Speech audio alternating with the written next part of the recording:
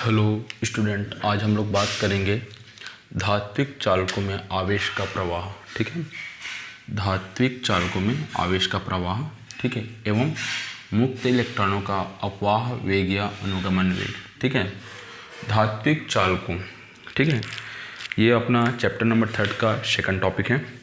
तो अपन जनरली जानते हैं कि चालक होता है, ठीक है, चालक कौन कौन से होते हैं? कॉपर, एल्यूमिनियम, ये सब आपका चालक होते हैं, सिल्वर वगैरह हो गया, ठीक है, ये सब चालक होते हैं।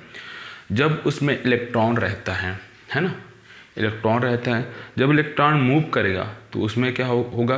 एनर्जी क्या उत्पन्न होना चाहिए? इलेक्ट्रिसिटी डेवलप होना चाहिए। लेकिन अपन कॉपर या एल्यूमिनियम को अपन अगर छूते हैं तो उसमें तो करंट नहीं मारता, लेकिन इलेक्ट्रॉन तो है, इलेक्ट्रॉन फ्लो भी कर रहे हैं, ठीक है, लेकिन करंट तो रहता नहीं है। तो इसका कारण क्या है?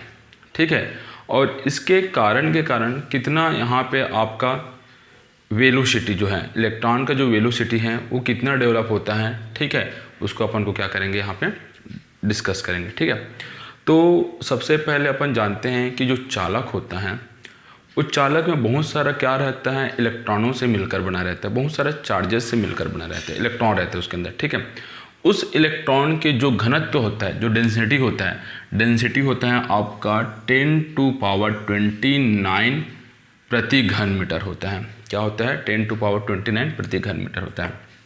ये होता है आपका चालक के अंदर जो इलेक्ट्रॉन जो रहता है वो इतना रहता है। ठीक है, अब हम जैसे ये सपोज आपका मेटल हो गया, ठीक है, अब ये मेटल के अंदर बहुत सारा क्या है? इसके अंदर बहुत सारा क्या है? आपके चार्जेस हैं।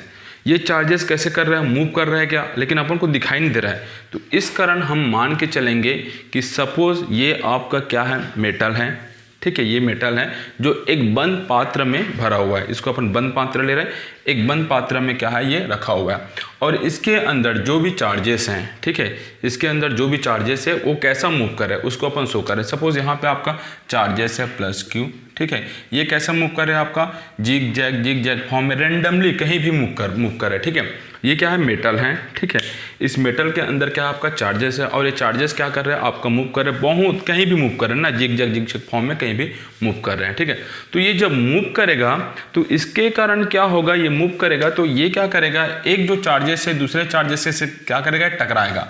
जब ये चार्जेस एक दूसरे से टकराएगा तो टकराने के कारण क्या होगा? यहाँ पे एक एनर्जी डेवलप होगा, वो एनर्जी होता है आपका तापीय ऊर्जा। ठीक है, कौन सा एनर्जी डेवलप होगा? आपका तापीय ऊर्जा। क्यों? क्योंकि इसके अंदर बहुत सारा क्या पार्टिकल्स हैं, ठीक है, तो ये पार्टिकल्स आपस में अंदर में क्या है? इधर मूव करे, इधर मूव करे, इधर मूव करे, तो ये मूव करते हुए क्या होगा? आपका टकराएगा। तो टकराने की वजह से क्या होगा? आपका एक एनर्जी जनरेट होगा, उसको बोलेंगे आपका तापीय ऊर्जा। ठीक है, तापीय ऊर्जा। क्यों? क्योंकि उसके अंदर क्या है? इलेक्ट्रॉन क्या है, ठीक है, और इस तापीय ऊर्जा का जो आपका वेलोसिटी होता है 10⁻6 मीटर/सेकंड होता है। कितना होता है? 10⁻6 मीटर/सेकंड होता है। ठीक है, अब देखो, अब इसके अंदर क्या है? चार्जेस है, इलेक्ट्रॉन है, जो जब इलेक्ट्रॉन जब मूव करेगा तो कहीं पे आपका प्लस चार्जेस होगा, कहीं पे आपका माइनस चार्जेस होगा। ठीक है, जब इलेक्ट्रॉन मूव करेगा और ये आपका प्लस और माइनस चार्जेस से क्या होगा? अब टकराएगा। ठीक है, सपोज आपका प्लस चार्जेस है तो माइनस चार्जेस टकराएगा तो क्या हो जाएगा? उसका रिजल्टेंट 0 हो जाएगा। माइनस है तो प्लस से टकराएगा तो क्या हो जाएगा? रिजल्टेंट 0 हो जाएगा। ठीक है, तो ये क्या करता है? आपस में क्या होता है? टकराते हैं। टकराने के कारण क्या होता है? एक एनर्जी जनरेट होता है, और जो एनर्जी जनरेट होता है वो फिर क्या करता है? इसमें क्या करता है? ये फिर फैल जाता है। ठीक है, तो जब टकराता है तो इलेक्ट्रॉन जब मूव करता है तो एक दूसरे से टकराएगा, तो टकराने के कारण क्या होता है? इसका जो नेट बल हो जाता है, नेट बल का मान क्या हो जाता है? 0 हो जाता है। क्यों? क्योंकि अगर प्लस चार्जेस से माइनस चार्जेस से टकराएगा तो क्या होगा? इसका नेट बल का मान क्या हो जाएगा? 0 हो जाएगा। ठीक है, जब नेट बल का मान 0 हो जाएगा तो इसकी एनर्जी क्या होगा? कम होने लगेगा। ठीक है, इसका एनर्जी क्या होगा?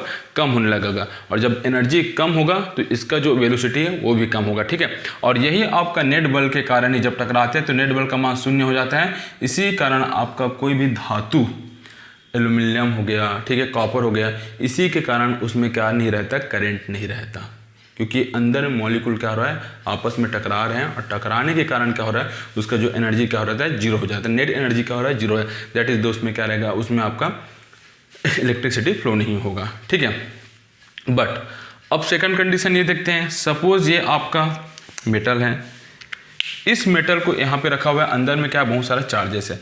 अब इस चार्जेस में यहाँ पे सेल लगा दिए, सेल लगाने के बाद क्या हो गया, पहला सिरा प्लस हो गया आपका, सेकंड सिरा आपका क्या हो गया, माइनस हो गया। ठीक है, अब सेल लगाने के बाद बीच में क्या किए, इसमें एक आपका विभवांतर लगा दिया।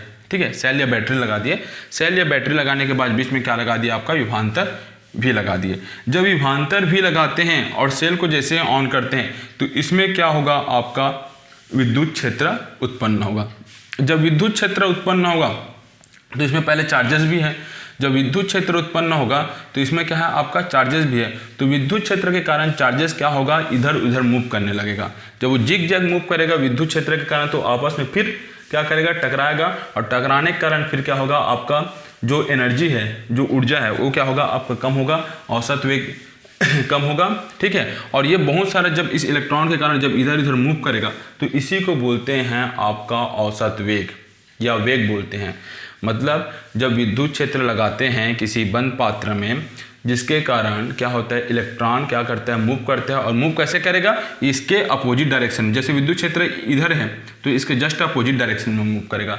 तो ये विद्युत क्षेत्र के कारण इलेक्ट्रॉन या चार्जेस मूव करता है, और मूव करने के कारण क्या होता है, उसकी एनर्जी क्या हो जाती है, कम हो जाती है। इसी को बोलते हैं आपका औसत वेग या अनुगमन वेग। ठीक है, अब देखते हैं क्या होता है। जब विद्युत क्षेत्र यहाँ पे डेवलप होगा तो ये क्या करेगा, इलेक्ट्रॉन मूव करेगा। तो इलेक्ट्रॉन मूव करेगा तो यहाँ पे क्या होगा, एक बल लगेगा। तो बल कितना लगेगा, आपका F इक्वल टू होता है E minus E into E। F विद्युत क्षेत्र के कारण जब यहाँ पे करंट फ्लो हो रहा है तो बल लग रहा है। तो बल किस पे लग रहा है, E मतलब इलेक्ट्रॉन पे लग रहा है। किसके थ्रू लग रहा है, आपका विद्युत क्षेत्र E लग रहा है। और ये माइनस साइन क्यों दिया है, क्योंकि विद्युत क्षेत्र के अपोजिट उसके उल्टा क्या होता है, आपका इलेक्ट्रॉन मूव कर रहे हैं। तो F इक्वल टू क्या हो जाएगा, E minus E into E। ठीक है, अब देखते हैं जब वहाँ पे आपका बल लगेगा तो इलेक्ट्रॉन मूव करेगा। तो इलेक्ट्रॉन जब मूव करेगा तो वहाँ पे एक क्या होता है, त्वरण उत्पन्न होगा। ठीक है, त्वरण अपन को पता है ना, change in velocity with respect to time. ठीक है, जब कोई भी इलेक्ट्रॉन मूव करेगा with respect to time, that is the क्या डेवलप होगा, एक्सेलरेशन डेवलप होगा। ठीक है, तो वहाँ पे क्या होगा, एक त्वरण उत्पन्न होगा। तो त्वरण उत्पन्न होगा जब यहाँ पे आपका इलेक्ट्रॉन पे या चार्जेस पे त्वरण ए उत्पन्न होगा तो उसका कुछ मास भी तो रहेगा। सपोज उसका मास क्या है, m है। ठीक है, तो आपका न्यूटन से सेकंड लॉ आप लोग पढ़े हो, F इक्वल टू क्या होता है, m इंटू ए। ठीक है, तो A इक्वल टू क्या हो जाएगा, यहाँ से F अपान ए हो जाएगा। तो अब F का वैल्यू क्या है, माइनस E कैपिटल E। तो A का A हो जाएगा यहाँ से, और F का वैल्यू कहाँ हो जाएगा, यहाँ से माइनस E कैपिटल E अपन क्या हो जाएगा, m हो जाएगा। ठीक है, अब देखते हैं। अब ये तो इतना केस हो गया।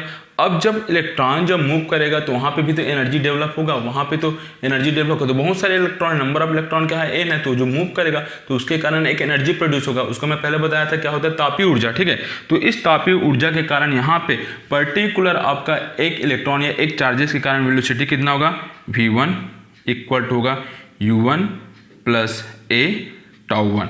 कहने का मतलब है, सपोज ये आपका एक इलेक्ट्रॉन है, ये इलेक्ट्रॉन है, ये आपस में क्या होगा, टकराएगा। ठीक है, तो सपोज टकराने से पहले आपका वेलोसिटी क्या था, आपका u1 था। टकराने के बाद वेलोसिटी क्या हो गया, v1 होगा। इन दोनों के बीच क्या होगा, त्वरण क्या हो गया, a हो गया। और टक्कर में कितना समय लगा, आपका τ लगा। ठीक है, तो u1 v1 a τ, इसी को रिप्रेजेंट किया हूँ मैं।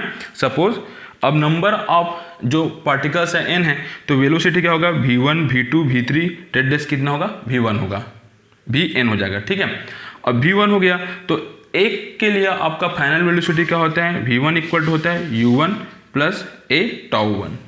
ठीक है, ये वैसे ही आपका n इलेक्ट्रॉन है तो v2 इक्वल टू क्या हो जाएगा, u2 प्लस a τ2। ठीक है, v3 इक्वल टू क्या हो जाएगा, u3 प्लस a τ3 हो जाएगा। ठीक है, अब देखते हैं अब क्या होगा।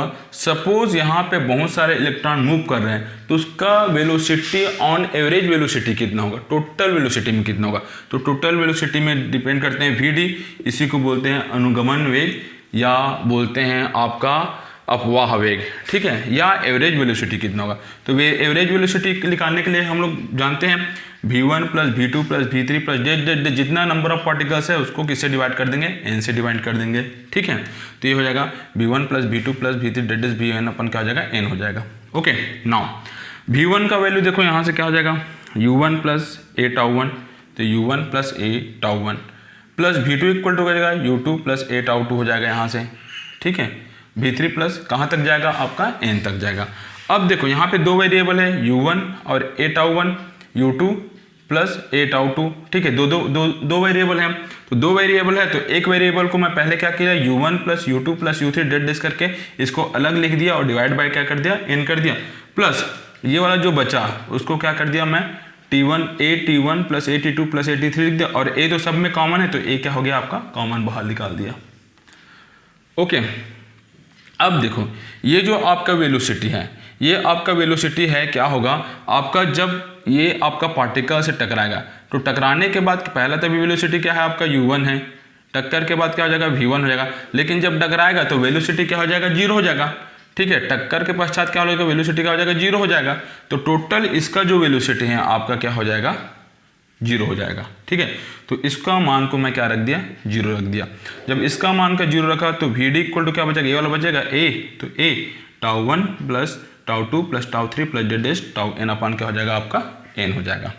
ओके, अब देखते हैं, उतना हो गया ना। तो सपोज यहाँ पे अपन को क्या निकला, V D equal to A tau one plus tau two plus tau three plus डेड डेस क्या हो जाएगा टाउ एन अपान क्या हो जाएगा एन, ठीक है। ये क्या है आपका एवरेज टाइम है टक्कर के पश्चात, ठीक है। इसको मैं लिख सकता हूँ सपोज आपका एक पार्टिकल के लिए लेता हूँ, तो एक पार्टिकल के लिए इसका मान को टोटल को मान को मैं पुट कर देता हूँ, टोटल का वैल्यू टी, ठीक है। ये अलग अलग पार्टिकल के लिए है, मतलब एक पार्टिकल से है सेकंड पार्टिकल से है, यहाँ से जब टकराता है तो टाइम टी वन हो जाता, टाउ वन हो जाता है पहले पार्टिकल के लिए, सेकंड पार्टिकल के लिए भी क्या हो जाएगा आपका टाउ टी हो जाएगा। तो वैसे कितना पार्टिकल है आपका, नंबर ऑफ एन पार्टिकल है। तो इसको मैं सपोज क्या मान रखा हूँ, टोटल को मान में क्या रख रहा हूँ आपका टाउ रख रहा हूँ, ठीक है। तो जब टोटल का मान टाउ रखूँगा तो यहाँ से क्या हो जाएगा आपका V D equal to A tau. Okay, अब देखो यहाँ से क्या हुआ था आपका a equal to minus E capital E अपन एम, तो इसका वैल्यू यहाँ पे पुट कर देते हैं, तो वी डी इक्वल टू क्या हो जाएगा यहाँ पे टाउ माइनस ई कैपिटल ई अपन क्या हो जाएगा एम। यही आपका क्या हो जाएगा अनुगमन वेग का फार्मूला है, ठीक है। इतना आपका वेलोसिटी डेवलप होगा किसी भी चालक या पदार्थ में इलेक्ट्रॉन जब मूव करेगा तो, ठीक है। तो वी डी इक्वल टू क्या हो जाएगा माइनस टाउ ई इंटू ई अपन क्या हो जाएगा एम। Okay, thank you.